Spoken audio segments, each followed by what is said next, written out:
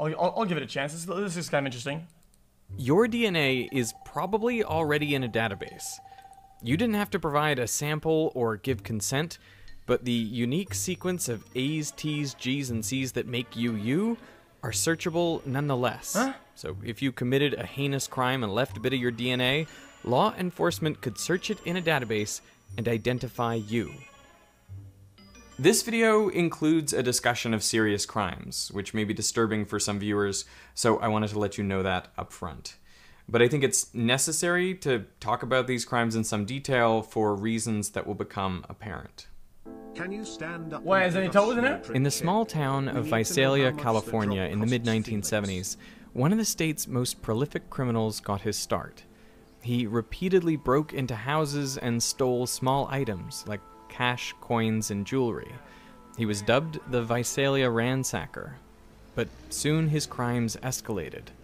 6 months later, in 1976, he moves up to Sacramento, and over the course of the next 3 years is moving all across Northern California, committing numerous sexual assaults, over 50 sexual assaults. Here, he was called the East Area Rapist. The police are saying lock up tight. Sacramento's infamous East Area Rapist may still be in town. Jesus! And then in 1979, he moves down to Southern California, starting in Santa Barbara, and starts killing. And he was known as the original Night Stalker in Southern California. Variously known as the East Area Rapist and the original Night Stalker, these were brutal, meticulously planned crimes that spanned numerous California counties between 1976 and 1986. Police believed that all of these crimes were committed by the same person, now known as the Golden State Killer. How was it known that these were committed by the same person? Investigators were relying on MO. MO, modus operandi, is basically how a criminal will commit a crime. Who was wearing some type of a mask or a hood. I was wearing shorts and a t-shirt.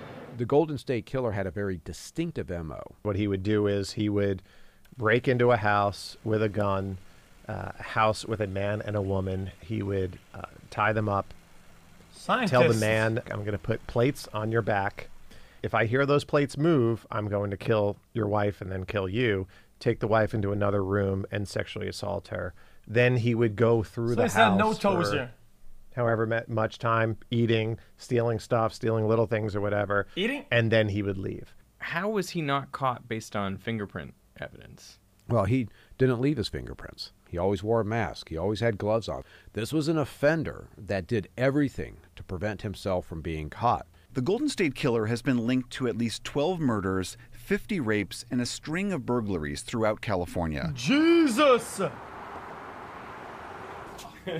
Derek, how's it going? How you doing? Good, good. So we supply DNA sequencing solutions to the forensic laboratories that process crime scene DNA. At a crime scene, there's typically less than a nanogram of DNA left, and it's usually degraded. Right, so it breaks down. Why is there so little at a crime scene? A nanogram? Yes. That's insane. Yes. There's no accident that he stops in 1986. 1986 is when the first DNA case the camera there was a little weird. is actually solved. Yeah, it was a little weird. DNA. I agree. And I think he's following that, and he's saying, you know what? What I'm doing here, I'm leaving. Guys, I'm not gonna comment much on this. I just feel like if I were to run an interview, I'd use, I don't know, maybe a tripod. But guys, it just feels weird. Like oh, that's a cool story. Tell me about it. Yeah, okay, that's pretty good. Tell me more about this. I don't know. It feels kind of odd, man. I can't do this anymore. What? Who cares? Investigator Paul Holes tracked the Golden State Killer for decades. He couldn't account for DNA technology, and that really was his big mistake. That was the critical mistake. He left his DNA all over California, and it turns out that 3 of the cases, I had 3 sexual assault kits, and that's where I got the Golden State Killer's DNA from Northern California. But having the unknown killer's DNA wasn't enough. They needed to match it to... Wait. Guys, is that DNA with a known sample? This is CGI, right? In 1990, the FBI started work on what would become a national genetic database. It mainly stores DNA profiles from convicted criminals and persons of interest. It's called the Combined DNA Index System, or CODIS for short. In each of your cells, there are 23 pairs of chromosomes, one from your mom and one from your dad. And at particular places on some chromosomes, there are short sections of DNA that repeat. Like AATG, AATG, AATG, and so on. These are called short tandem repeats, or STRs, and different people have different numbers of repeats. Forensic labs produce STR profiles by counting up the number of repeats at each location. Initially, there were only 13 places on the DNA where STRs were counted, but in 2017, that was expanded to 20. It feels to me like that's not that much information. Yes. It isn't. But the chances of two people having the exact same number of repeats at all locations is incredibly my brother small. is playing video games. The CODIS database now contains over 18 million STR profiles. Golden State Killer's DNA profile has been up at the National DNA Database that's run by the FBI called CODIS since 2001 and has been searching ever since with no hits. We did Interpol searching, trying to search other countries' DNA databases, thinking, well, maybe he came from out of the country. That's why, after all this time, No, this we is interesting. I'm yet enjoying this to a lot. be able to identify him. And obviously, we didn't get any hits. But genetic sequencing technology was advancing rapidly. The Human Genome Project was completed. Since 1986, scientists have been mapping and sequencing the 3 billion nucleotides contained in the human genome. It's anticipated that soon private companies began offering genetic tests directly to consumers, and they provide far more genetic data than what's in the CODIS database. I traveled to Houston, Texas to visit Family Tree DNA headquarters. Well, guys, I guess I always wondered, what am I? And we'll start talking about the life cycle of a sample. There you go. Thank you. These samples, what are they? So they're cheek cells. They just scrape the inside of their cheek, they put a cap on, and they send it back to us. It's like a robot ballet. Yes.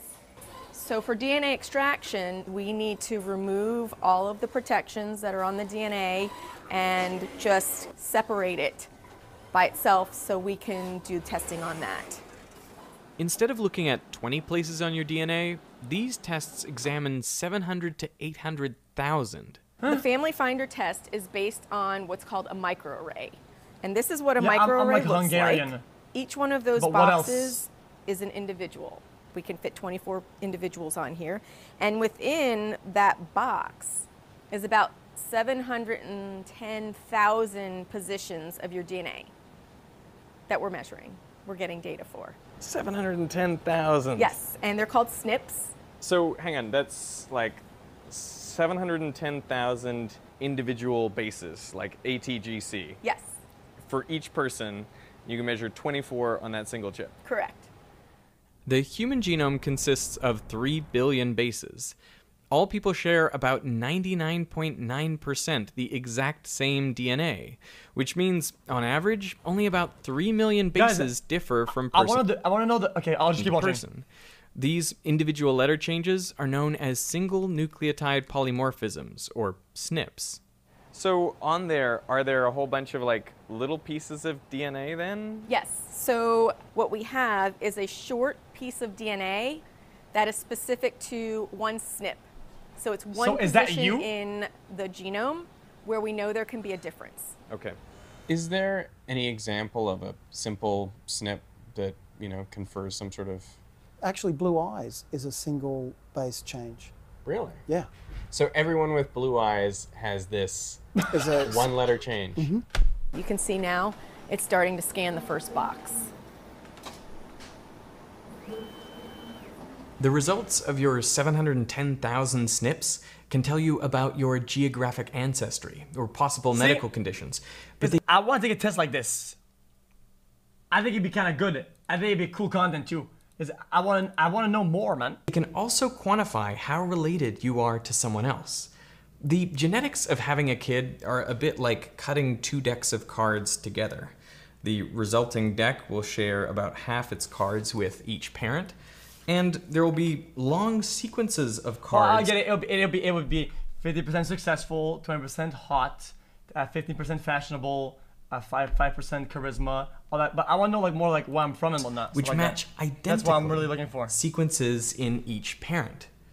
Now, if this deck has a kid, well then its offspring will share only about a quarter of its cards with each grandparent, and the sections of identical cards will be shorter. And this is how it works with DNA. The more closely you're related to someone, the more DNA you share, and the longer the blocks of identical DNA are. But to compare the DNA of two people, you don't need to read every letter. The SNPs are sprinkled throughout the DNA roughly every 2,000 bases. So if you find long sections where the SNPs match up, you can bet that the DNA in between is identical too. By comparing hundreds of thousands of SNPs sprinkled throughout the DNA, you can see where these identical blocks start and stop, and so how much total DNA is shared. Everywhere that is highlighted in blue is where I share DNA. With your father? With my father, which is exactly what you expect, because I should share DNA with him everywhere, because he gave me 50% of my DNA. So this is a second to third cousin. I have no idea who this person is. And you can see here, we are definitely not as closely related as me and my dad, because where the blue is, those are the only regions of the chromosome where we share DNA. We all know that these genetic tests can help identify our relatives. But the question is, can you do the same thing with law enforcement databases? Can you identify family members using the CODIS database? You can, and it's only limited to really first order and second order relatives. That means if I'm looking for the Golden State Killer, I'm looking for either his father, his brother, or his son. We did that over and over and over again with no hits. Why is it so limited? Because you've only got 23 loci. If you want to do proper kinship analysis, you need to have more points assessed on that genome to see how related you really are. We know the answer is behind a locked door, and the answer is behind the locked door of 23andMe and Ancestry.com. We know that they have millions of profiles. Somebody Hungarian family name, but never knew you actually are half Hungarian. Yeah, I don't speak Hungarian. It's just my grandfather. Can you say anything in Hungarian, please? No. Related to him, a second cousin, I would guess, would be in there. Sure. And that was very hard to deal with. You know, that the answer is there behind this locked door.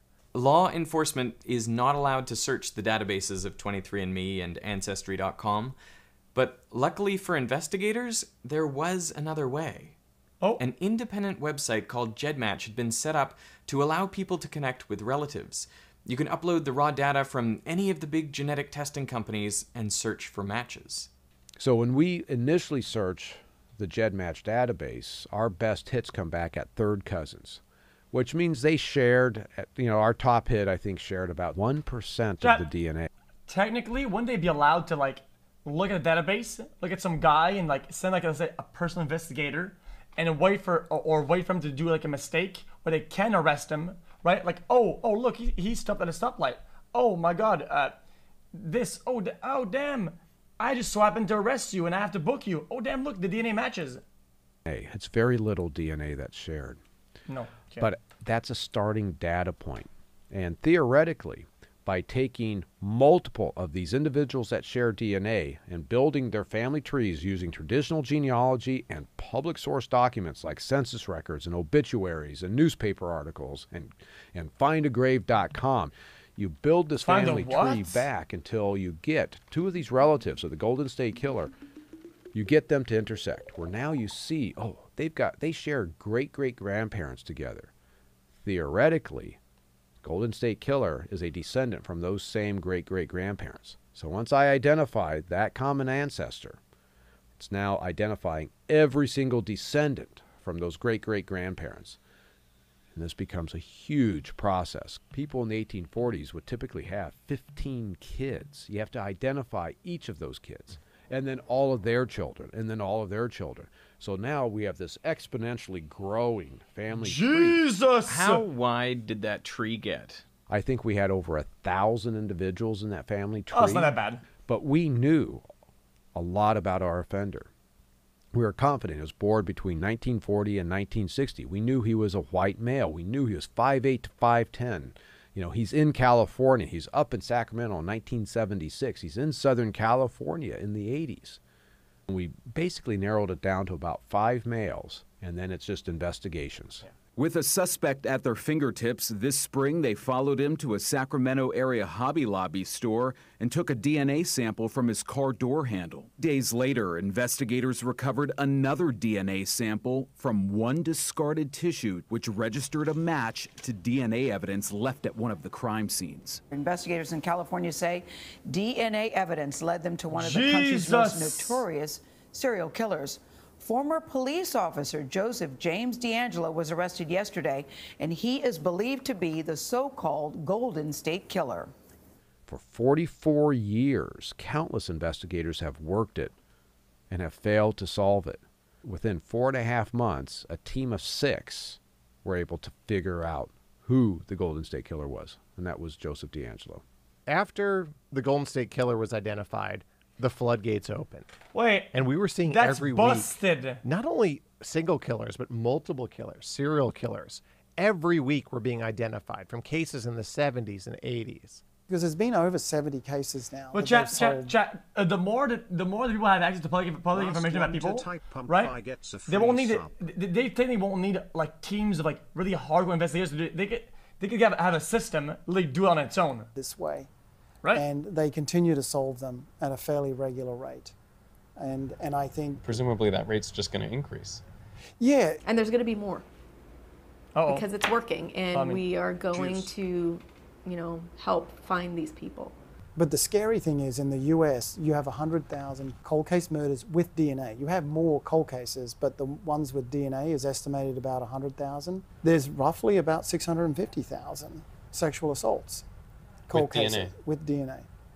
This seems like a real paradigm shift. It is. Multiple law enforcement agencies have said that this is the most revolutionary tool they've had since the adoption of the fingerprint. With traditional DNA, it required getting a sample from the actual individual. It's a one-to-one type of process. And so these offenders who, let's say they have committed crimes and haven't been caught, and they're just living their life, and they're thinking, well, my DNA has never been taken from me. So I may have left DNA in the case that I committed back in 1975, but they've never gotten my DNA. They won't find me. But now, well, we don't have to rely upon that. Somebody distantly related to that offender has put their DNA into a database, and they have to start getting nervous because that's outside of their control. They can't account for a third cousin and what that third cousin is doing. And so they start getting nervous. And I've kind of wondered how many of these individuals recognize that law enforcement is eventually going to be knocking on their door as a result of a third cousin putting their DNA in the database. Each person who uploads their information to a database illuminates the identities of hundreds of other people around them. Parents, siblings, aunts and uncles, and cousins. A study by Ancestry DNA found the average person... What if when you were born, you got a fingerprint and a DNA sample, right? And it was all put in the database. In the UK has 175 third cousins. And it doesn't stop there. The DNA in one person will be shared by hundreds of people yet to be born. Children, grandchildren, somebody said, like cattle, Pac-Man. Nieces and nephews and cousins once or twice removed. Realistically, each person shares identifiable DNA with nearly 1,000 people, past and future. So it doesn't take many people uploading their data to reveal the identities of everyone living in a country. Back in 2018... Okay, but wait, guys, I'm interested, but it's okay. I'm sorry for pausing, but people say it's invasive, but what is the downside? I'm just wondering, I'm trying to learn, what is a problem with them having, let's say, your DNA or whatever? What is something that people are afraid? Because I don't know. We have a privacy of what? Guys, privacy of what? A study found that using an existing database of just one... Privacy of getting caught if you do a crime? Isn't that what you want, though? That people will get caught for doing crimes? 0.3 million people, they could identify 60% of all Americans of European descent. And they estimated with a database containing just 2% of the population, you could find a third cousin or closer match in 99% of cases. DNA storage is one of the things that we have that is really unlike anything else. If you look inside, this is at minus 20 degrees Celsius. That keeps the DNA good for a long time? We have DNA samples in here that are probably about 15 years old. How many samples are stored in there? Just over 2 million. Whoa! Yeah.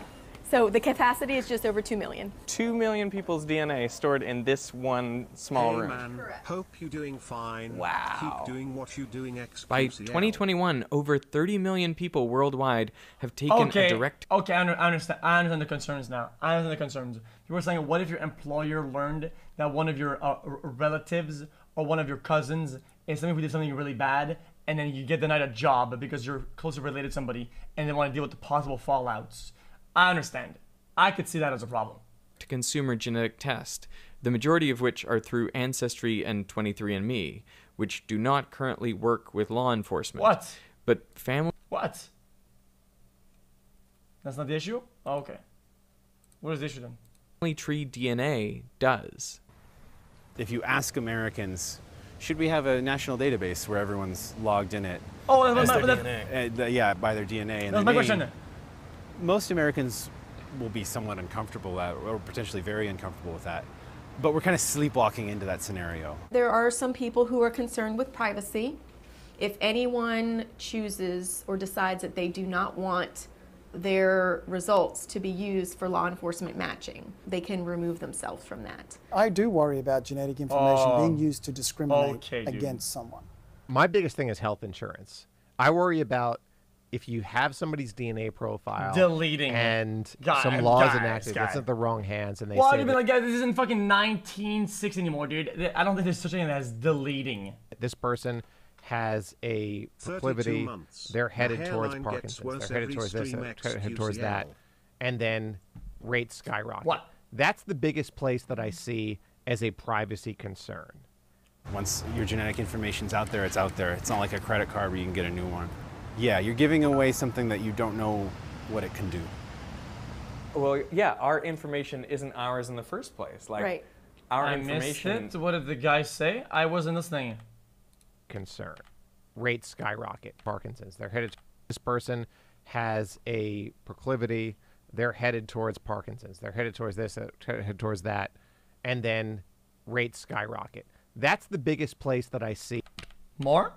And I worry about if you have somebody's DNA profile and some laws enacted, gets into the wrong hands, and they say that this person has a proclivity, they're headed towards Parkinson's, they're headed towards this, headed towards that, and then rates skyrocket. That's the biggest place that I see as a privacy concern. Oh, that's bullshit. Once your genetic information's out there. I understand now. What it can do. Well, yeah, our information isn't ours in the first place. Like, right. Our information is shared. Yes, with your relatives. Yes. And although you may be adverse to this sort of thing, if they've already done it, insurance is so fucking scam.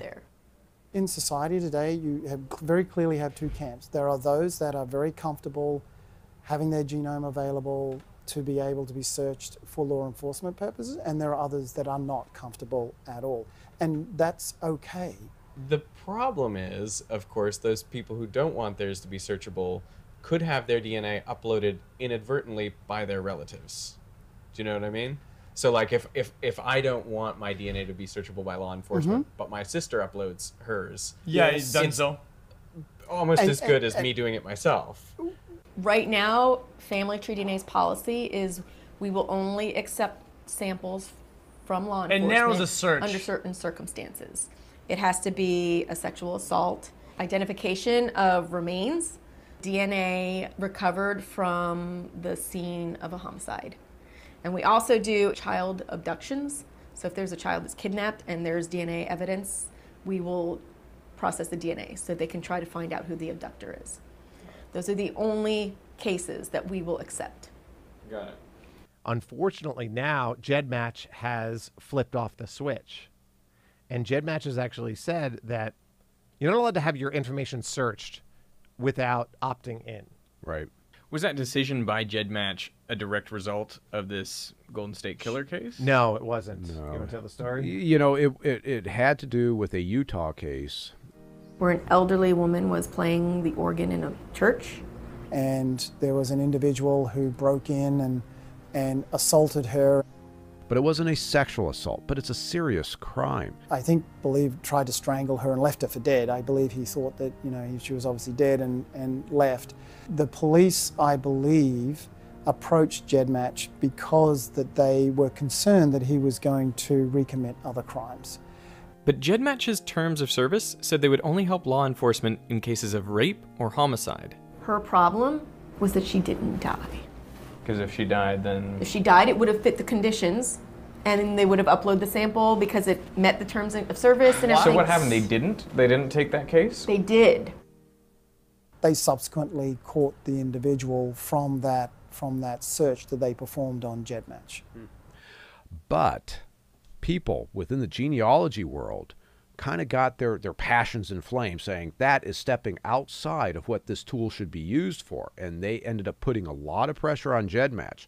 They flipped the switch because they got freaked out. But at the end of the day, it was a violation. It's still an attempted, though. And I think ultimately led to a good thing. Everybody got zeroed out, and then everybody gets to sign back in. Subsequently, GEDmatch was sold to Veritasium. I can tell you, a new user today, when they sign up for GEDmatch, about 73% of them are signing up to allow law enforcement to search. We're pretty happy with that. Yeah. I mean, that's a high number. It's a high number. And it suggests that people want that, in a sense. How many second cousins or third cousins do you know? You know what I mean? You don't know that many of them. Without even knowing it, I don't know that as well. You're helping justice. You're helping a victim's family get a little bit of peace. Not closure, but a little bit of peace. They get an why answer. Not? Partly, you could make an argument that if you want to be an activist helping catch criminals, one of the best things you can do is like encourage everyone you know to be tested and put in the database. Correct. And, you know, there are millions of people who have tested at other companies that are not working with law enforcement. And if they want to help, all they have to do is download their raw data and they can upload it for free into our database. I absolutely believe what if you sign in up and you send to somebody right else's privacy, DNA instead? But I also absolutely believe and we you would have do a a right crime, to get murdered or sexually assaulted, and they get framed. or it would be part, you know, having violent crimes committed against us. There has to be an equal balance. That scale of my privacy has been taken because of a third cousin has been identified versus a mother who's talking about her daughter has been murdered, that scale is way the hell like this. Wait a minute. Well, just, I mean, doing crimes are illegal too. That's at a point now why where you think somebody who's going to do a robbery or a kill is above sending the wrong information? In many ways, technology has kind of outstripped where the laws are. I truly believe that ultimately this tool and all the concerns with it will probably end up in front of the nation's Supreme Court, and there will be a decision.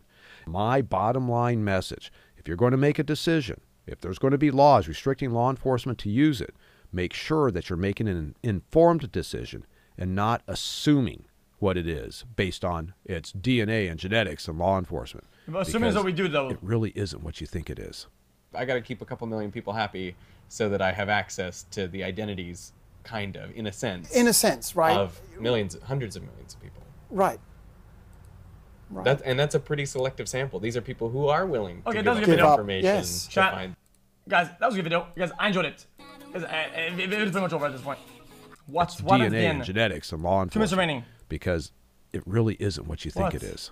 I got to keep a couple million people happy so that I have access to the identities, kind of, in a sense. In a sense, right? Of millions, hundreds of millions of people. Right. And that's a pretty selective sample. These are people who are willing to give up their information to find their ancestors. Yeah. There may be many others who are militantly private, but they don't get a say in the decision of whether they're going to be searchable through that person or not. True. That's the choice you make. So that, to me... That's the choice you don't make. It's a choice you don't make, but it's also... It's the choice we have to make as a society, is what's that balance? There is always going to be winners and losers in my mind, right? And I don't want to use losers in the negative sense there, but in a decision, at the end of the day, you have to balance, in my mind, the public safety with the public privacy. Is DuckDuckGo, is that good? I use it. I'm a little paranoid. So it's supposed to not track you as much, I guess. But yeah. What? Okay. I have been working on this video for a couple of years, so I really want to thank Brilliant for sponsoring it. I appreciate their willingness to support me tackling complex and important stories. Okay, guys, I don't know what we're doing to the chat, but first off, chat, I'm doing balloon arts. Okay?